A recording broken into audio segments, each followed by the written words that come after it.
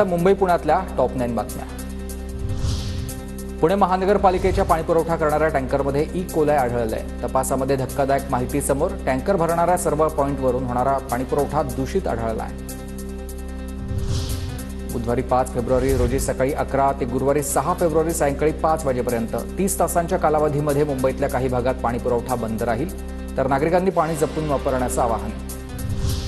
मुंबई शहर जिल्ह्याच्या 690 कोटी रुपयांच्या आराखड्याला मंजुरी, मुंबईकरांना दर्जेदार आणि सुलभतेने आरोग्य सुविधा देण्याची सरकारची भूमिका, झिरो प्रिस्क्रिप्शन निर्णयाची तातडीने अंमलबजावणी करण्याच्या सूचना करण्यात आल्या। लाचखोरी प्रकरणी कल्याण डोंबिवली महानगरपालिकेच्या कार्यालयामध्ये लाचलुचपत प्रतिबंधक विभागाची कारवाई। बाजार परवाना विभागामधील प्रशांत दिवर अटकेमध्ये। प्रशांत दिवर हा बाजार परवाना विभागामध्ये क्लर्क या पदावर कार्यरत होता।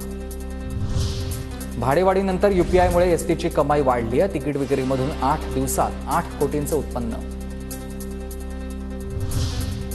मुंबई ठाण्यामधील घरांच्या किमती वर्षभरामध्ये 18% वाढली आहेत आणि आता PropTiger.com या संस्थेचा हा धक्कादायक अहवाल समोर आला आहे।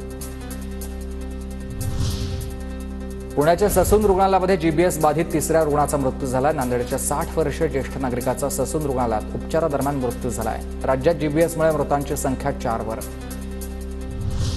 पुण्यामध्ये जानेवारीमधील सर्वाधिक तापमानाचा विक्रम, तर शिवाजीनगरमध्ये 35.9 अंश तापमानाची नोंद। जे रुग्णालयामध्ये आता नेत्ररुग्णांची स्पर्शविरहित तपासणी। IAS अधिकाऱ्यांच्या पत्नीकडून अद्ययावत उपकरणं उपलब्ध।